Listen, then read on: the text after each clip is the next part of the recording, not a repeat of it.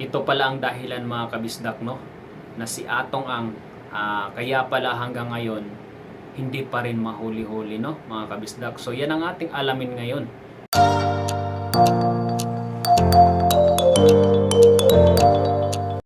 So yun na nga mga kabisdak, no? Grabe. So kaya pala hanggang ngayon ito si Charlie Atong Ang ay hindi pa rin mahuli-huli ng mga kapulisan at ating mga NBI, no mga kabisdak. So ito pala ang dahilan, talagang nahihirapan silang hanapin kung nasaan ito si Atong Ang, no mga kabisdak. So ayon kay DILG Remulla, no mga kabisdak, grabe pala yung yung pera na baon nito. Nasa $100 million. Grabe, napakaraming pera. So kahit nakapush na yung nakapush na lahat ng accounts niya sa mga bangko, mayroon pa rin talagang baon itong tao na ito na nagkakahalaga ng $100 million. So ayon kay Remulla mga kabisdak, talagang grabe, napakahirap daw talaga kasi napakaraming pera itong taong ito. So ayun, kaya pakinggan natin yung pahayag ni DILG Remulla, no mga kabisdak. So ayan, pakinggan natin yung kanyang pahayag mga kabisdak. Inihayag ni Department of Internal and Local Government o DILG Secretary John Vic Remulla na mayroong $100 million na baon si Charlie Atong Ang na itinuturong utak sa kaso ng mga missing sabongeros. Sinabi ni Remulla na bukod sa koneksyon ni Ang sa iba't ibang ahensya ng gobyerno ay napakaraming pera ang hawak nito. Kaya nahihirapan ang mga otoridad na siya ay arestuhin at isilbi ang arrest warrants na inilabas ng hukuman. Ayon kay Remulla, kahit nakapris na ang mga assets ni Ang, mayroon pa rin itong pera na $100 milyong sa pamagitan ng cryptocurrency na nagagamit niya sa kanyang pagtatago sa batas. Ang dami pera kasi. Basta ganun kadami yung pera mo, movement is much easier. So, ang naka-amlak ngayon ng assets siya rito. Pero we have set a precondition na kung gusto nyo mag-usap, mag-restitute muna siya ng $1 billion papunta sa Philippine government. Inihayag ni Remulla. So, di ba mismo na si ang nagsabi na talaga kaya pala na after nung nailabas yung warrant of arrest niya is bigla talagang nagtago si Atong Ang dahil marami pala itong connection sa iba't ibang ahensya ng gobyerno. So talagang marami talaga palang kapit ito. So iba talaga pala kapag mapera ka, no mga kabisdak. So yun ang pahayag ni Remulla, no. Talagang napakarami daw talagang pera. Kahit sarado na yung mga bangko niya ay meron siyang nagagamit yung sa cryptocurrency. So napakalupit talagang taong ito.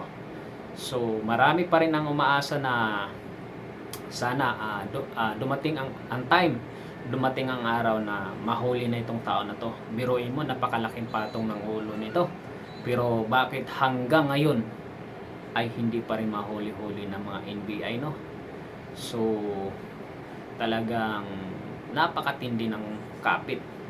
Kasi hindi lang naman ayan pala sa sa nasagap nating balita is kumpirmado na, kasi nakaraan ang balita nasa Cambodia daw. So kasi meron daw doon meron daw mga pasugalan or isabong na hawak din pala ni Atong Ang.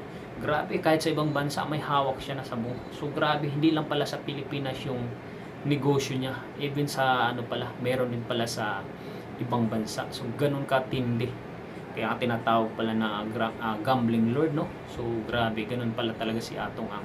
So ayon sa grabe, ngayon talagang lahat ng mga ari-arian talagang bantay sarado na. Kahit yung mga tauhan talagang pinaghigpit talaga ng mga kapulisan at sa mga NBI, no mga kabisdak. So sa lahat ng kapag ito nahuli, automatic diretso na talaga sa kulungan kasi meron na siyang nailabas na warrant of arrest. So ganun katindi talaga kasi yan nga, katulad sinabi ko kanina, sabi ni Remulla is talagang mayroon talaga palang kapito sa loob. Kaya sobrang hirap mahuli. Baka nga, nandito lang sa Pilipinas yan eh. Tama. So, syempre, connection. Baka tayo lang pinapaikot nito. No? Hindi natin alam. Baka pinapaikot lang yung tao. Tama? Kasi ganun karami. Maraming, yan, ayon sa nasagap nating balita, marami daw connection sa loob. Sa iba't ibang ahensya ng gobyerno. So, baka nandito lang yan. Pinapalabas sa balita. Eh. Di ba? So, baka ginisa lang tayo sa sarili nating mantika. So, hindi natin alam mga kabisdak kasi simpleng mamayan lang tayo. Aantayin lang natin kung anong resulta sa kasong ito.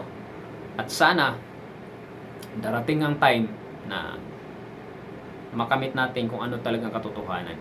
No? Na kung ano ba talagang nangyari. Kasi ito, wala namang yun eh. Kumbaga, totoong siya talagang gumawa kasi nagtatago siya eh. Tama? So sana maging patas ang ating patas pagka nahuli na ito. Dapat ihalo to sa sa mga inmate na talagang yung pangmasa na kulungan, hindi yung EBIP pa. Kasi para mas maranasan niya kasi grabe. Kung totoong nagkasala siya, napakarami niyang buhay na kinuha. Nako, hindi lang dito mga kabisdak.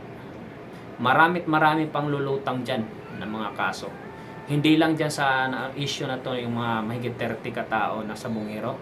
Baka nga mayroon pang ibang baka nga mayroon pang mga ibang tao na sangkot or na nangyari na naging biktima, Baka pagdating ng time, pag nahuli or nakita na mismo si Atong Ang, doon na lulutang yung mga witness or Sa ngayon kasi nakafocus pa yung yung kaso doon sa mga sabungero kasi yun ang lumabas na ganun. So hindi natin alam, baka darating ang time na mas marami pa pala. No? Kasi grabe, matagal na ito nag-ooperate eh. Ilang years na ito nag-ooperate sa Isabong, mga kawisdak. So tama. So yun, naway makita na ito. At sa lahat ng mga aabang na mahuli na si Atong Ang, pag-pray na lang natin, sumuko na lang siya para matapos na itong problema niya kasi mahirap naman kapag tuloy-tuloy siyang magtatago. Darating ang time, kahit sabihin na $100 million, so grabe 100 million dollars, ito times natin sa 57 ito sa piso sa atin, grabe, napakaraming pera nun. Kasi pag $100, this 100 ang pinakamalaki nun ilang malita kaya tong pera dala-dala niya, grabe. So yun, sana maging mahuli na talaga itong tao na to, mga kabisdak. So update lang tayo, abang tayo. So yun, maraming salamat sa lahat ng sumuporta kay Bisaya. So kung hindi ka pa subscriber kay Bisaya, so huwag naman sana ipagkait ang iyong subscribe dyan. Pindutin mo na ang subscribe button sa baba. So yun mga kabisdak, road to 10k subscriber natin sa ating YouTube, Kung sino man yung naman nanonood ng Facebook, so i-follow na rin yung Facebook page natin, mga kabisdak, and sa TikTok, So maraming salamat. Naway pagpalain kayong lahat sa lahat ng nakapanood ng video na to.